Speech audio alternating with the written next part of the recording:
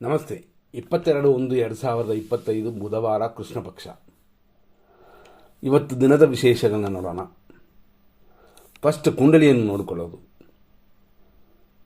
ಗುರುವಿನಿಂದ ಚಂದ್ರನು ಶುಭ ಸ್ಥಾನದಲ್ಲಿಲ್ಲ, ಶನಿಯಿಂದಲೂ ಚಂದ್ರನು ಶುಭ ಸ್ಥಾನದಲ್ಲಿಲ್ಲ. ಶನಿ ಶುಕ್ರ ಯುದ್ಧ, ಶನಿ ಕೇತು ಅಷ್ಟಮ. ಹಂಗಾಗಿ ಇವತ್ತಿನ ಗ್ರಹ ಸ್ಥಿತಿ ಖಂಡಿತವಾಗಿ ಮಗು ಹುಟ್ಟೋಕ್ಕೂ ಒಳ್ಳೆಯ ದಿನವಲ್ಲ. ಇದನ್ನು ಮನಸ್ಸಲ್ಲಿ ಇಟ್ಕೊಳ್ಳಿ. ಯಾಕೆಂದರೆ ಒಂದು ಜಾತಕ ಸರಿಯಾಗಿದ್ರೇ ಮುಂದೆ ಮಗುವಿನ ಜಾತಕ ಚೆನ್ನಾಗಿರುತ್ತೆ ಅಂತ.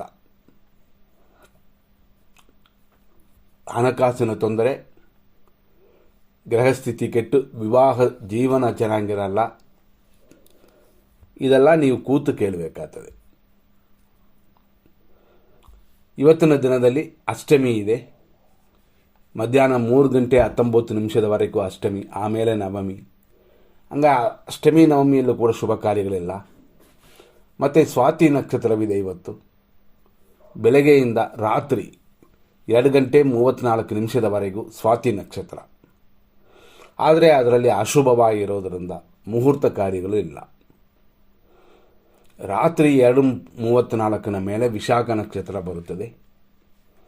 ವಿಶಾಖ ನಕ್ಷತ್ರ ಶುಭವಾಗಿದ್ದರೂ ವಿಶಾಖದಲ್ಲಿ ಶುಭ ಕಾರ್ಯಗಳಿಲ್ಲ, ಅದರಲ್ಲೂ ರಾತ್ರಿಯಲ್ಲಿ. ಈ ರೀತಿ ಈ ದಿನ ಹಿಂಗಿದೆ. ಇವತ್ತು ದಿನ ಪೂರ್ತಿ ತುಲಾರಾಶಿನೇ ಇದೆ. ಬೆಳಗ್ಗೆ 6:46 ಮಧ್ಯಾಹ್ನ 1:07 ಸ್ವಾತಿ ನಕ್ಷತ್ರದ 2ನೇ ಪಾದವಿದೆ. ಆನಂತರ ಸಂಜೆ 7:51 ಸ್ವಾತಿ ನಕ್ಷತ್ರದ 3ನೇ ಪಾದ. ಸಂಜೆ 7:51 ಮೇಲೆ ಲೇಟ್ ನೈಟ್, ಅಂದರೆ ರಾತ್ರಿ 12 ಗಂಟೆ ಮೇಲೆ 7:34 ಸ್ವಾತಿ ನಕ್ಷತ್ರದ 4ನೇ ಪಾದವಿದೆ. ಇಷ್ಟಕ್ಕೆ ಸ್ವಾತಿ ನಕ್ಷತ್ರವೇ ಮುಗಿತದೆ. ರಾತ್ರಿ 2:34 ಸ್ವಾತಿ ಮುಗಿದ್ರೆ ಅಲ್ಲಿಂದ ವಿಶಾಖ ನಕ್ಷತ್ರ ಸ್ಟಾರ್ಟ್ ಆಗಿ ನಾಳೇನು ವಿಶಾಖ ನಕ್ಷತ್ರವಿದೆ. ಅಂದರೆ ನಾಳೆ ಅಂದರೆ 23ನೇ ತಾರೀಕು. ನಾಳೆ ವಿಶಾಖ ನಕ್ಷತ್ರ ಅಂತಂದರೆ ಶುಭವಾಗಿದೆ ದಿನ. ಆದರೂ ಗ್ರಹಸ್ಥಿತಿಗಳು ಮಗು ಹುಟ್ಟೋಕ್ಕೆ ಶುಭವಾಗಿಲ್ಲ. ಇದನ್ನೆಲ್ಲ ನೋಡಿಕೊಳ್ಳಲೇಬೇಕು. ಬೇರೆ ವಿಷಯಕ್ಕೆ ಈಗ ನಾವು ನೋಡೋಣ. ಅಂದರೆ ಏನು ಅಂತಂದರೆ 100% ಶುಭ ಅಶುಭಗಳನ್ನು ನೋಡ್ಕೊಳ್ಳೋಣ. ಇವತ್ತು 100% ಅಶುಭವಾಗಿರುವಂಥದ್ದು. ಇದನ್ನು ನಾವು ನೋಟ್ ಮಾಡಿಕೊಳ್ಳೋಣ. ಮೊದಲನೇದಾಗಿ ಮೀನ ರಾಶಿಯವರಿಗೆ ಚಂದ್ರಾಷ್ಟಮವಿದೆ ಬೆಳಗ್ಗೆ 6:46 ಬೆಳಗ್ಗೆ 8:13 9:33 ಯಮಗಂಡ ಕಾಲವಿದೆ. ಮಧ್ಯಾಹ್ನ 12:08 12:54 ದುರ್ಮುಹೂರ್ತ. ಮಧ್ಯಾಹ್ನ 12:31 1:58 ರಾಹುಕಾಲ. ರಾತ್ರಿ 3:23 5:34 ಮೃತ್ಯು ಪಂಚಕ. ಬೆಳಗಿನ ಜಾವ 5:13 6:46 ವಿಷಕಾಲ. ಇದೆಲ್ಲ ಅಶುಭ ಸಮಯಗಳು. ಈಗ ಇರೋದಲ್ಲಿ 100% ಶುಭ ಸಮಯವನ್ನು ನೋಡೋಣ. 6:46 8:11 ಶುಭ ಸಮಯ. 9:41 12:06 ಶುಭ ಸಮಯ. ಮಧ್ಯಾಹ್ನ 2 ಗಂಟೆಯಿಂದ 3:21 ಶುಭ ಸಮಯ. ಸಂಜೆ 5:36 ಬೆಳಗಿನ ಜಾವ 5:11 ಶುಭ ಸಮಯ. ಇದೆಲ್ಲ ನೋಡಿಕೊಂಡು ಕೆಲವು ಕಾರ್ಯಗಳು ಮಾಡೋಕ್ಕೆ ನಮಗೆ ಅನುಕೂಲ ಆಗುತ್ತದೆ.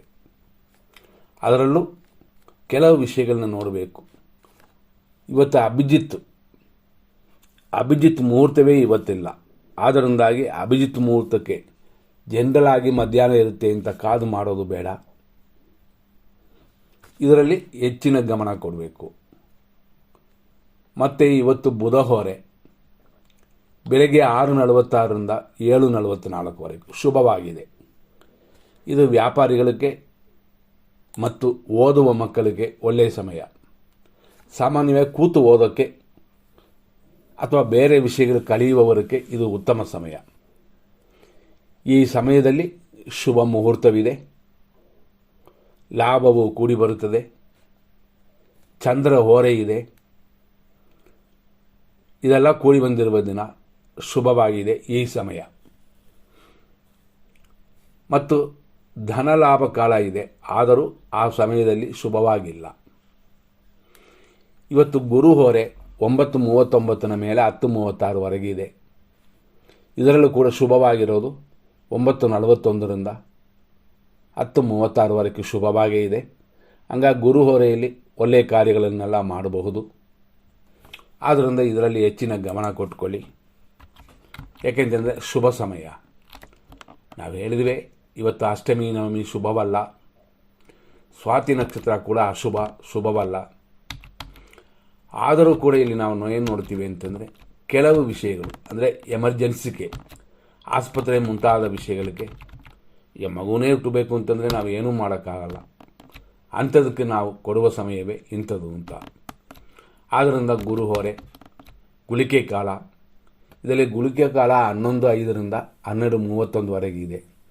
ಇದರಲ್ಲೂ ಕೂಡ ನಾವು ಸೆಲೆಕ್ಟ್ ಮಾಡ್ಕೋಬೇಕಾಗಿರೋದು 11:05ರಿಂದ 12:30ವರೆಗೂ ಶುಭವಾಗಿದೆ ಗುಳಿಕೆ ಕಾಲ ಅಂತ. ಮತ್ತು ಶುಭ ಮುಹೂರ್ತ ಸಮಯವೂ ಕೂಡ ಮಧ್ಯಾಹ್ನದಲ್ಲಿದೆ. ಅಂತಂದರೆ ಏನರ್ಥ ಅಂತಂದರೆ 11:32ರಿಂದ 12:06ವರೆಗೂ ಶುಭ ಮುಹೂರ್ತವಾಗಿದೆ. ಅಂದರೆ ಇರೋದರಲ್ಲಿ ಕೆಲವು ವಿಷಯಗಳಿಗೆ ಮಾತ್ರ, ಎಲ್ಲ ಮುಹೂರ್ತ ಕಾರ್ಯಗಳಿಗಿಲ್ಲ. ನಾವು ಪದೇ ಅದನ್ನು ಹೇಳ್ತೀವಿ, ಇದನ್ನು ತಿಳ್ಕೋಬೇಕು. ಮತ್ತೊಂದು ಒಳ್ಳೆಯ ಸಮಯ ಅಂತ ನಾವು ತಿಳ್ಕೊಂಡ್ರೆ ಇದು ಬುಧ ಹೊರೆನೇ, ಅಂದರೆ ಮಧ್ಯಾಹ್ನ ಬರುತ್ತದೆ.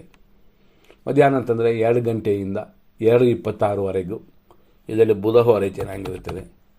ಮತ್ತು ವಿಜಯ ಮುಹೂರ್ತ ಬರೋದು 2:26ರಿಂದ 3:12ವರೆಗೂ ವಿಜಯ ಮುಹೂರ್ತ ಶುಭವಾಗಿದೆ. ಮತ್ತು ಚಂದ್ರ ಹೊರೆ ಅಂತಂತೀವಿ, ಅದು ಕೂಡ ಶುಭವಾಗಿದೆ. ಹೆಣ್ಣುಮಕ್ಕಳು ಮತ್ತು ತಾಯಂದರಿಗೆ ನಾವು ನೋಡ್ಕೊಳ್ಳೋಕ್ಕೆ ಆಸ್ಪತ್ರೆಗೆ ಕರ್ಕೊಂಡು ಹೋಗಿ ಇದೆಲ್ಲ ಶುಭ ಸಮಯ ಅಂತಂದರೆ 2:26 ಮೇಲೆ 3:21ವರೆಗೂ ಇಷ್ಟಿದೆ. ಇದನ್ನೆಲ್ಲ ನೋಡಿಕೊಂಡು ನಿಮ್ಮ ಕಾರ್ಯಗಳನ್ನ ಮಾಡಿ. ಮತ್ತು ಸಂಜೆ ಬರುವಂಥ ಒಂದು ಸಮಯವೂ ಕೂಡ ಇದೆ ಗುರು ಹೊರೆ, ಆದರೆ ಆ ಸಮಯದಲ್ಲಿ ಶುಭವಾಗಿಲ್ಲ. ಆದರೂ ಅಮೃತ ಗಳಿಗೆ ಇದೆ. ಇದು ಸಂಜೆ 5:36 ಮೇಲೆ ಇದೆ. ಹಂಗಾಗಿ 4:31ವರೆಗೂ ಅಲ್ಲಿಂದಲೇ ಸ್ಟಾರ್ಟ್ ಆಗುತ್ತದೆ. ಆದರೂ 5:36 ಮೇಲೆ 6:29ವರೆಗೂ ಅಮೃತಗಳಿಗೆ ಶುಭಕರವಾಗಿದೆ. ಶುಭ ಸಮಯ ಅಂತ ನಾವು ಕೊಟ್ಟಿರುವ ಈ ಸಮಯಗಳಲ್ಲಿ ಕೆಲವು ಕಾರ್ಯ ಎಮರ್ಜೆನ್ಸಿಗೆ ಮಾಡಬಹುದು. ಆದರೂ ಜನರಲ್ ಆಗೋ ದಿನ ಚೆನ್ನಾಗಿದ್ದರೆ ಮಾತ್ರನೇ ಶುಭ. ತಾರಾ ಮತ್ತು ಚಂದ್ರಬಲವನ್ನು ನೋಡೋಣ.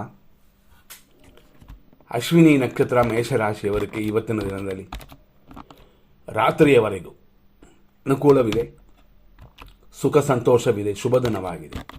ಭರಣಿ ನಕ್ಷತ್ರ ಮೇಷರಾಶಿಯವರಿಗೆ ಶುಭವಾಗಿಲ್ಲ, ಪ್ರತ್ಯೇಕ್ತಾರೆ, ಆದ್ದರಿಂದ ಹೆಚ್ಚಿನ ಗಮನ. ಕೃತಿಕಾ ನಕ್ಷತ್ರ ಮೇಷರಾಶಿಯವರಿಗೆ ಕ್ಷೇಮವು ಆರೋಗ್ಯವು ಕೂಡಿ ಬರುತ್ತದೆ, ಆದ್ದರಿಂದ ಶುಭ ಸಮಯ. ಕೃತಿಕಾ ನಕ್ಷತ್ರ ವೃಷಭರಾಶಿಗೂ ಅದೇ ರೀತಿಯಲ್ಲಿ ಶುಭವಾಗಿದೆ.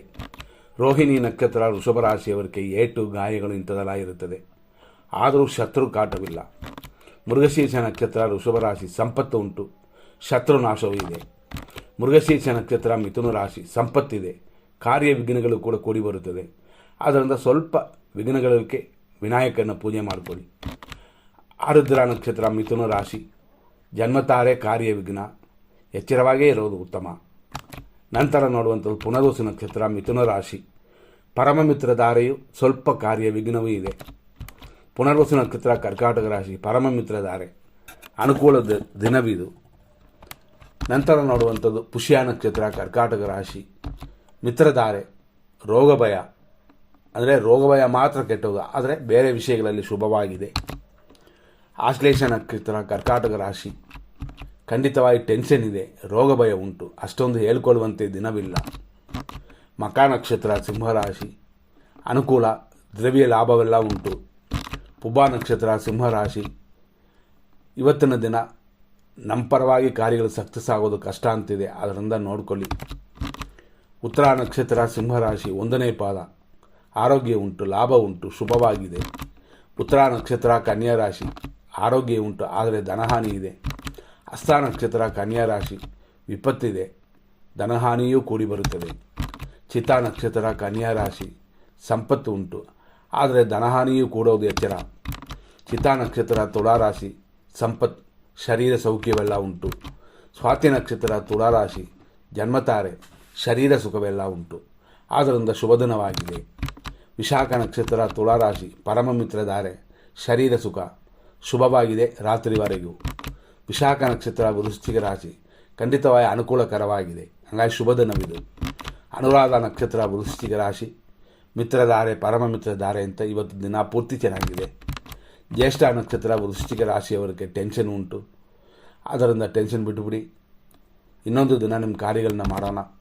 ಮೂಲ ನಕ್ಷತ್ರ ಧನುಸು ರಾಶಿ ಅನುಕೂಲ, ಇಷ್ಟಾರ್ಥ ಸಿದ್ಧಿಯೆಲ್ಲ ಕೂಡಿ ಬಂದಿದೆ ಇವತ್ತು. ಪೂರ್ವಾಷಾಢ ನಕ್ಷತ್ರ ಧನುಸು ರಾಶಿ ಪ್ರತ್ಯೇಕ ತಾರೆ, ಅನುಕೂಲವಿಲ್ಲದ ದಿನವಿದು, ಗಮನ ಕೊಡಿ.